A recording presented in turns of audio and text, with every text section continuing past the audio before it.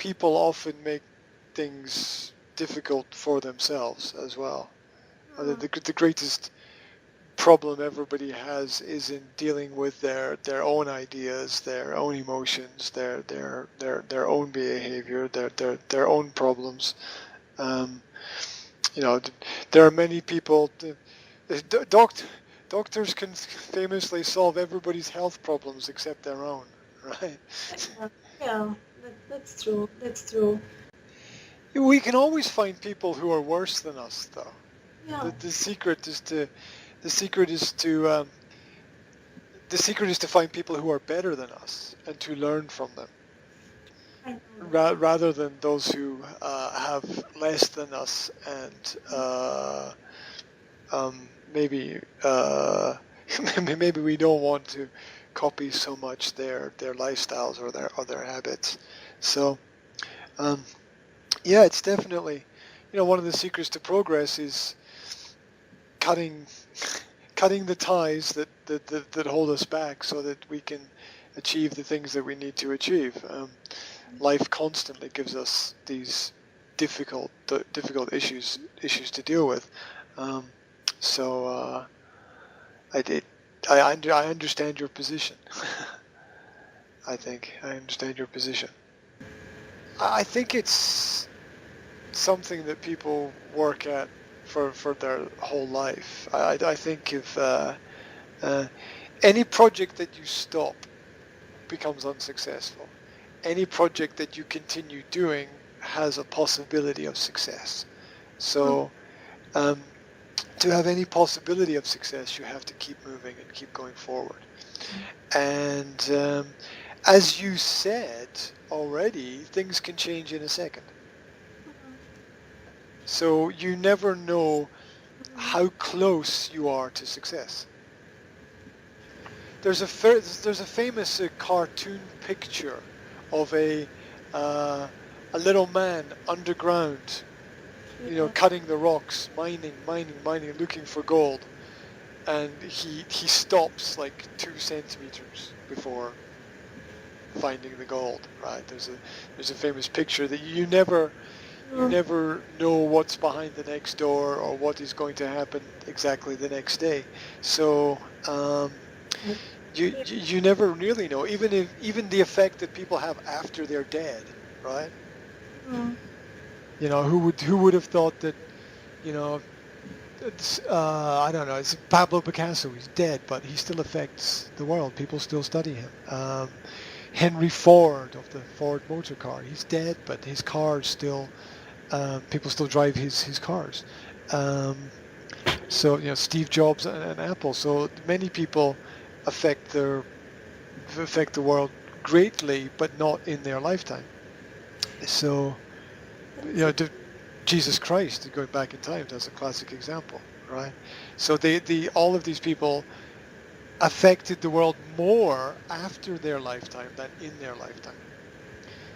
And so I think that's the way to look at it. The way to look at it is to realize that everyone's looking for results here and now and today, but you don't know, right? You write a book, you don't know who's going to read the book. You don't know who's going to be inspired by the book. You don't know at which point things are going to change. So my perspective is to try as much as possible to keep going forward. And forward means learning. It means trying new things, trying different things. It means reorganizing. In the last week, I have completely reorganized all my email systems and marketing, and I'm now setting up a completely new system. So it's... yesterday I read your last mail.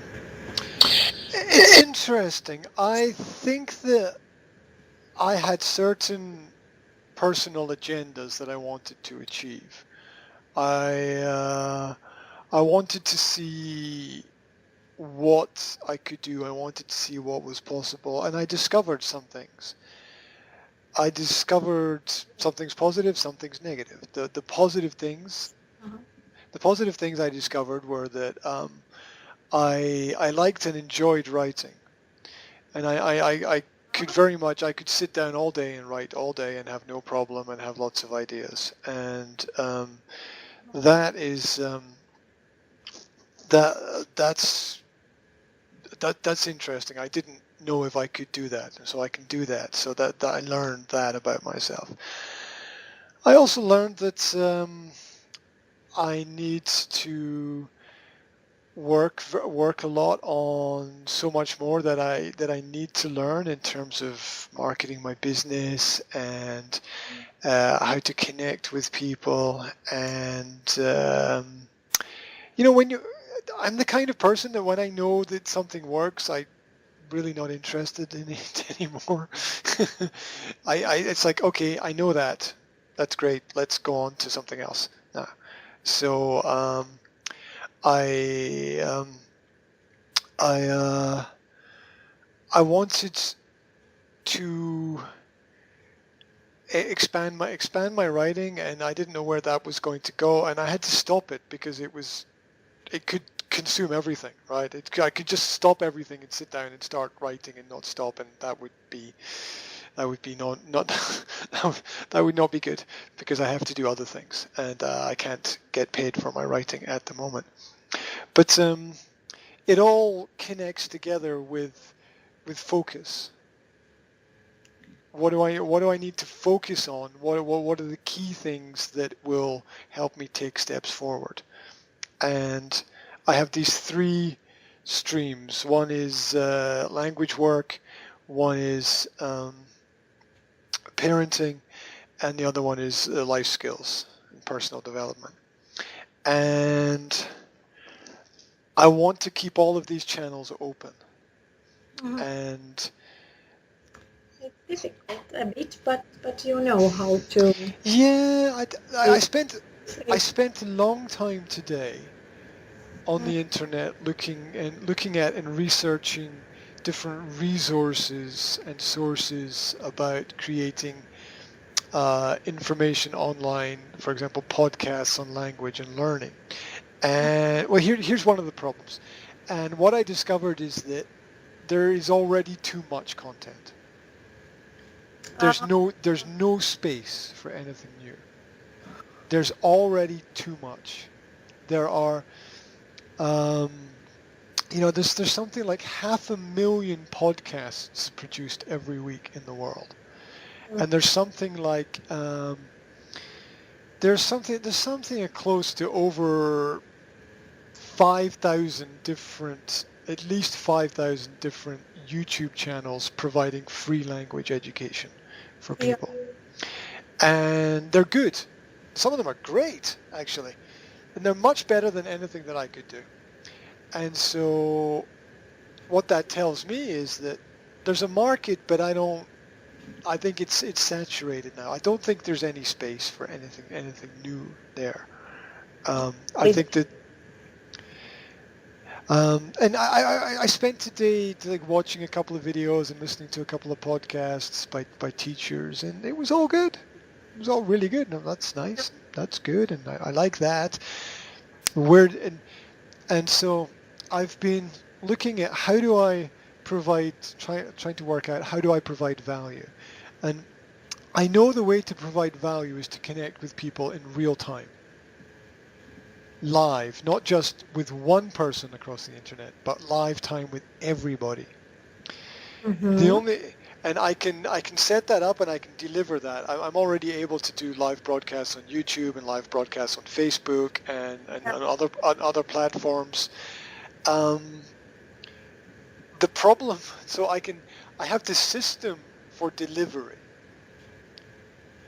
The only problem is I'm not exactly sure in languages what I want to deliver to people, because all of the grammar lessons already exist. There's nothing new. There's nothing that I can do that basically nobody else has done before. And that's not interesting for me. It's probably not interesting for other people as well. Because, like you said, if the teacher is not motivated, the students are not going to be motivated. So if the teacher is not interested, the people on the other side are not going to be interested. And so when you're an entrepreneur and you're selling yourself, you have to be interested in what you're doing. When someone else pays you and it doesn't really matter, you can be 50-50, right?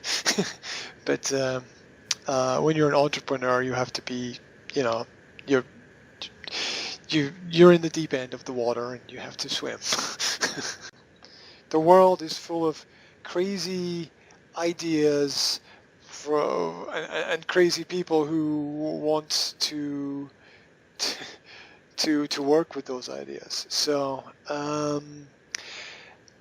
there's no reason why anything cannot be a success in the world. There's I don't know how many, like there's just almost 10 billion people on the planet, right? There's a market for something somewhere. Oh. If you've got an idea, right?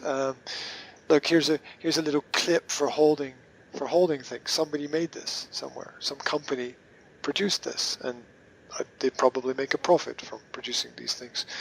So, some people make teacups and sell them, right? And some people buy and collect teacups. So there's a market for that. So everything from clothes to computers, there's a market for those things. So there's no reason why anything can't be successful. And the selling Earth in a can, yes, that's a really crazy idea, but people with money want to do that. The world is often not a logical place. Go to go to any pub, club, or bar, and you will see 100 examples of things not logical, right?